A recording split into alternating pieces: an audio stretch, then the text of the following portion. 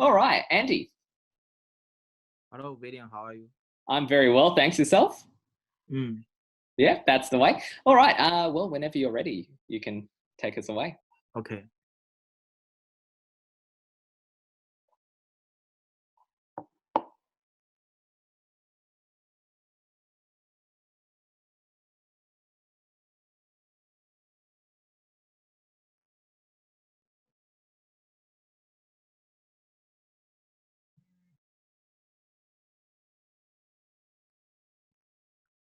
The development of easy-to-use statistics is being taught and learned. Students can make transformations of variables, create graphs of distributions of variables, and select among statistical analysis, all at the click of a button. However, even with these advancements, students sometimes find statistics to be an arduous task. All right, that one was really well done. Thank you. I would just say, I'm going to have to nitpick a little bit, right? Because for the large part, your speaking is pretty much what we want it to be, right? Very well controlled, right? Good pauses, definitely very good control of pacing and volume. Right? Where I would say you could improve a little bit is when you're doing this particular list. At the end of each item on the list, your voice always tilts upwards a little bit. So normally you would say, for example, transformations of variables, distributions of variables, right? And statistical analyses, right? But when you say it, it sounds more like this: transformation of variables, distributions of variables, and it kind of always lifts up a little bit. Right. Now, interestingly, this doesn't happen at the ends of your sentences, only on these listing terms. Right? So just remind yourself, these are regular statements or regular items. They're not conditions. Right. Other than that, the rest of that reading was really good. I do think you can be a little bit louder, but I've heard you before, and I think you can definitely put out. Okay. So I'm not too worried about that. Thank you. Yeah. Fantastic. Thank you very much. Stephanie, would you like to have a go? Hello, William. Good evening. How are you? Hi, I'm good. Thank you. That's all right. All right. You got a pretty hard one. Okay. That's okay. No problems. Give it a go anyway. The Republican field is packed with male candidates. So far, some of the sharpest critics have come from women. Democrats' successful campaign on an alleged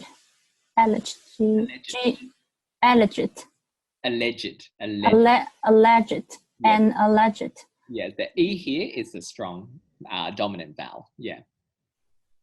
Alleged. Perpetrate. Yes. Perpetrate war on women, but fettered. Wow, so many difficult words. Yeah, this one is quite hard, but that's okay. Fatters. Faltered. Yeah. But faltered in 2014 when they tried the same tactic with Hillary Clinton as the likely Democratic nominee. Yes. Nominee. The fight for women voters will be a central part of the 2016 campaign.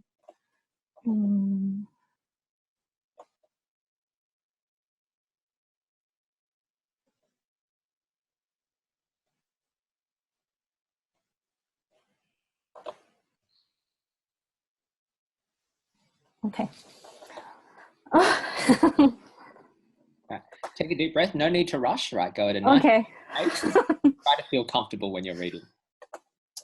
While the Republican field is packed with the male candidates, so far some of the sharpest Clinton critics have come from women. Democrats successfully campaigned on an alleged GOP, preparate war of women in 2012, but faltered in 2014 when they tried the same tactic with Hillary Clinton as the likely Democratic nominee. The fight for women voters will be a central part of the 2016 campaign. All right, you actually did really well considering how difficult it was. Now, there was still a couple of minor mispronunciations, of course. Yeah, because I'm not sure the... Yeah, there were many difficult words in there. But for the most part, you actually did really well because you managed to maintain your fluency despite that. right? And for the most part, you did control the rhythm quite well. Now, there was a couple of things I would say. Here, you're most likely going to lose most of your score in the pronunciation category. Okay. Okay. Sorry, when I say that, I don't mean you're going to get a terrible score. I just mean that in terms of area for improvement, the pronunciation would be the biggest area. Right? Okay, so I can improve my pronunciation.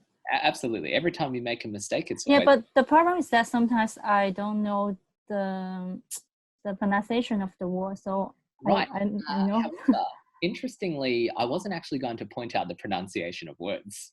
Yeah, right. Okay. So, sure, there's a couple of words like alleged or perpetrated. Your guesses were reasonable. Okay, so they're still close enough that the computer will be able to register what you're saying. Okay. Okay, so don't worry too much. There might be a small deduction, but this is quite negligible. I'm actually going to come at this from a slightly different angle. Okay, so where was your pronunciation weakest? I think it was in your volume control. Right now, you have an interesting little style of reading here where you tend to release a lot of your air right at the beginning of your sentences, which means there's a sudden spike in volume right at the beginning. Right. So I should emphasize at the beginning. Oh, no, you're emphasizing too much at the beginning. You need to too much. You need to spread it out a little bit. You don't notice it, but on our end, this is what it sounds like. While the Republican field is packed with male candidates, so far, some of the sharpest Clinton critics have come from women. Democrats successfully campaigned on it. So it kind of evens out after a little while. There's a couple of words, you're releasing way too much air. Right? And this is especially a problem if you do this in the middle of a word group. So a good example here was this part with Hillary Clinton. Right? We know that Hillary Clinton is somebody's name, right? Yeah. Right. And the idea is because this is one person, you want to put the same amount of emphasis on both halves of her name. Hillary Clinton. Right? Hillary Clinton. Yes. Whereas when you said it, it sounded like this. With Hillary Clinton, like that. Oh, it's too much emphasis, right? Yeah, too much on Hillary, not enough on Clinton. It sounds like two separate objects then. If that's the way you say it, right?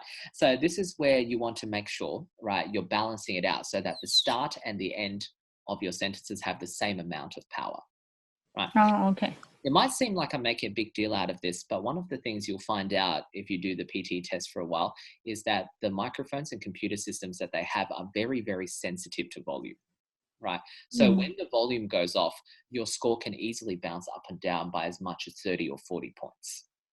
Oh, okay. Yeah, it's quite large. Whereas in comparison, if you mispronounce something like perpetrated, for example, right, it's probably not even going to cost you 1 mark. Or at the very least, it'll be 1 or 2 marks maximum. Okay. Individual word mispronunciations actually account for a very, very tiny percentage. It hardly affects your score at all. Yeah. Absolutely. All right. But no problems there, right? Overall, I'd say you're doing really well, especially in the fluency section, right? You just want to kind of the emphasis. Even out your sentences a little bit. Here's a pro tip, right? Once in a while, not every single reading, but when you're practicing, maybe once or twice a day, record your voice because on your end, when you're speaking, it's very hard for you to pick up these errors. Right. But when you hear the recording of it, you'll be able to hear what I'm talking about straight away. Yeah. Because I'm not sure at the moment. Definitely. All right. Thank you very much. Well done. Thank you, William. No problems.